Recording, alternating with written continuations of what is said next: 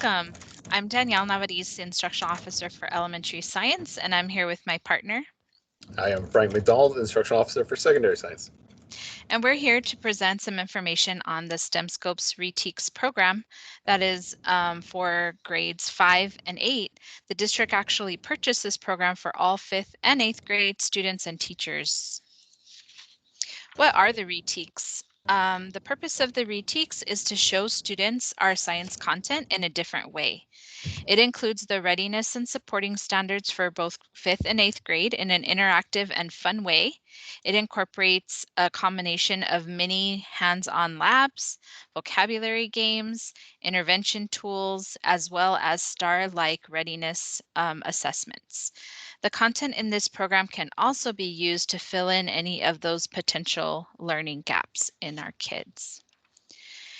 In your first teach, during the school year, you probably used the scopes within the core STEM Scopes program.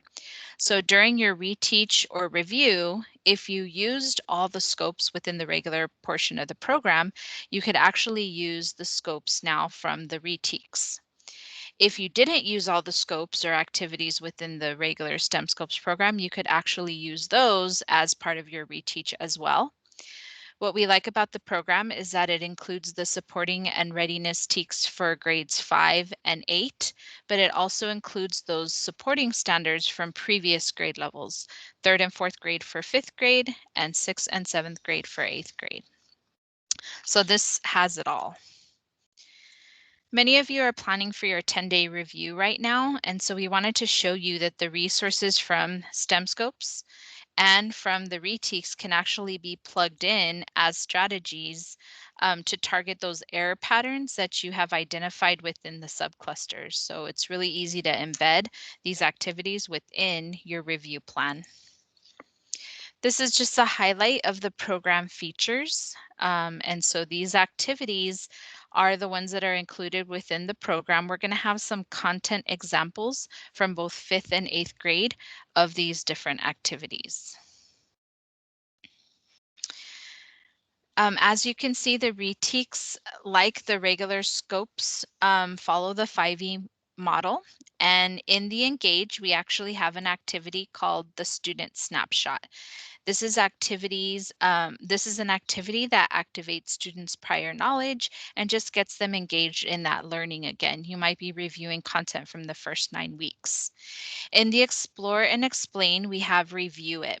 That provides students a graphic organizer to review the content, and Science Vocabulary, which is 5 different activities that allows our students to practice their academic vocabulary within context. The Elaborate portion has a science challenge, and this is a fun way to connect the content to real life. And then, of course, in Evaluate, we have those readiness, STAR-like assessment questions. Within the program, you also will find a concept exploration. So this is that mini hands-on lab. Some of them require materials and some of them don't. So there's different options. You could record yourself or you could do it live on Teams for your students. So today we're going to go over some pacing guides and a scope list so that you can see what the content is as far as the program. We're going to show you how to log in and navigate the program through the 5 E's. Those are those content examples. And then we'll end with what are the next steps. So the first thing we're going to look at are the pacing guides and the scope lists that are available on ReTEKS. They are available both for 5th grade and for 8th grade. So, and what this does is this gives you an idea of how long each one of these activities could be run within your class. So you can see that they're separated with the Engage, the Explore and Explain, the Elaborate, and the Evaluate. So, and then within each area, you can see that they're the activities that are planned for that specific area. This is the 5th grade example, along with the 5th grade scopes that are available. Again, like Danielle mentioned, it's not just 5th grade scopes. You'll find scopes there for 4th grade as well as for 3rd grade, because all these SEs will be on the 5th grade test. Moving on to 8th grade, you can still see it's the same setup, using the same allotted time for each area, and those activities are there. And then you have your 8th grade scopes, which also include 6th grade and 7th grade scopes, which are on the test. All right, so how do we get into the program? As we mentioned, all 5th and 8th grade teachers and students have access. Logging in is very similar, or is exactly the same as the regular scopes. You're going to go through Clever. They have changed the icon. It's a little bit different, but this is the icon that you and your students will look for.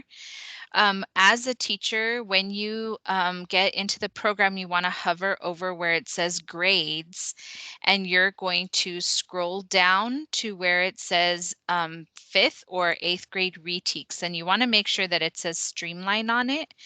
And then anytime within the program that you see this assigned to students green button, that means that that activity can be digitally assigned to students through the program. And if it is a multiple choice question like that readiness assessment, it will grade it for you and you will have that immediate feedback. So getting into the navigation through the 5 E's, we still have that extra E, which is called the essentials. This is important for teachers, even if you have other teachers within other content areas. Maybe your math teacher is going to help you with some science review, or you have a SPED teacher. This is great because it provides that teacher background. So it provides the content that is chunked into key concepts. In this case, it's classifying matter. It has some great pictures with it.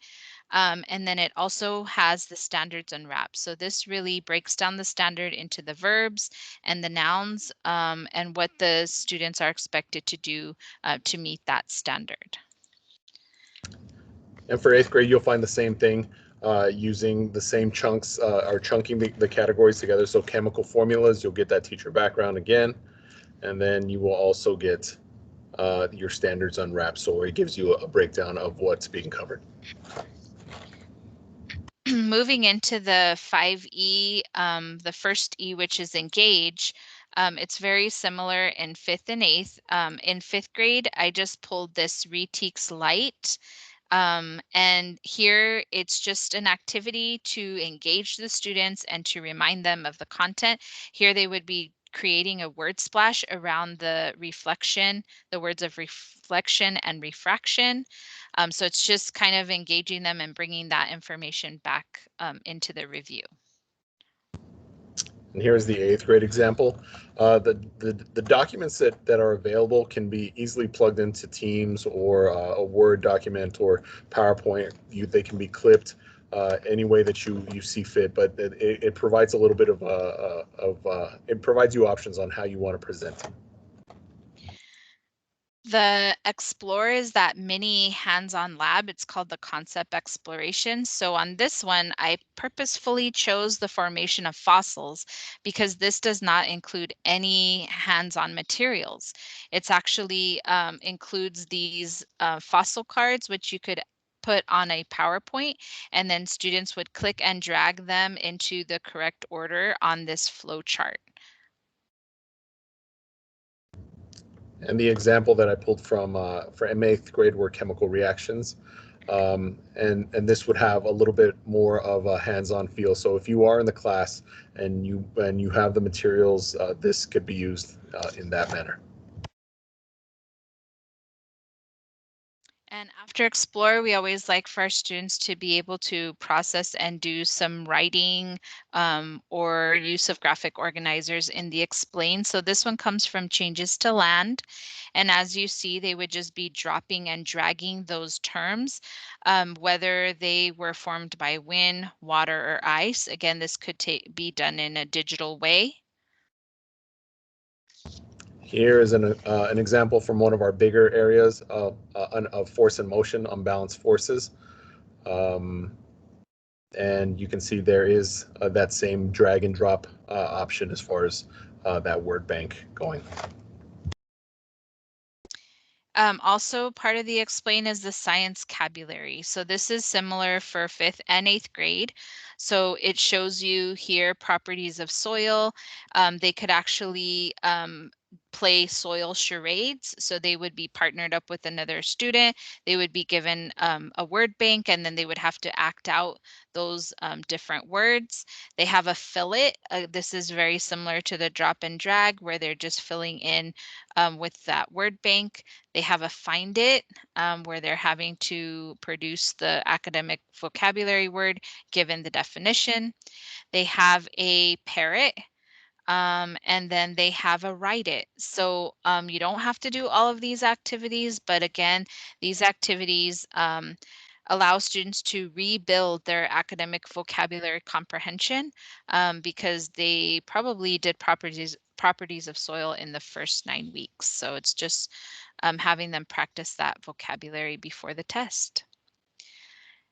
And then for elaborate, I really like these. They are called the science challenges, and they are linked to real life. So this one is changes from heat 3.5C. And here you could see a table that they give them, and they're asking them that open-ended question: what causes the change in the temperature? And the same thing can be found for 8th grade. In this case, we're talking about energy, and we're comparing potential and kinetic energy, which is a 7th grade TEK, which would have to be reviewed because it's not covered in 8th grade officially. And then with the evaluate, as with everything, we want to see, did our review and the activities that we provided lead the students to be able to master the star-like questions? And what I love is that these are questions that they haven't seen before. They're not star release questions, but they still have those great graphics.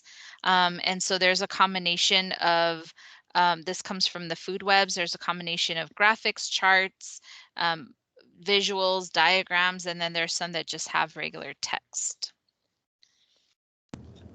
Again, here is the 8th grade example using Newton's laws.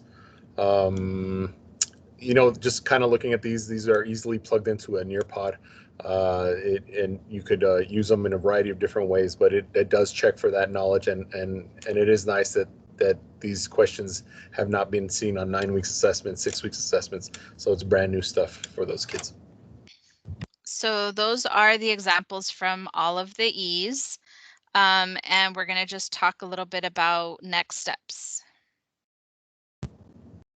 So with the next steps is just making sure you log into the program, check out the activities. You can start small, find one that you like, see how it works with the kids, add the activities to your 10-day review or your start review and spiral, and share with your team. Also, you could share with the rest of the SISD, tweet it out, see what you do, what worked for you, what didn't work for you, let us know. It's always helpful when we see innovative ways that you guys come up with to work with the kids. So we know that this year has been a challenge, but we definitely recognize everything that you have been doing for our students. We see the growth within our students. So we just wanted to remind you that it's your persistence in being a great educator that's going to push our students to the next level. So we definitely thank you for all of your efforts this year. And this is our contact information in case you need to contact us. Please ask us any questions that you might have. If you want us to do additional support with your teams, we're available for that as well. And thank you. Thank you.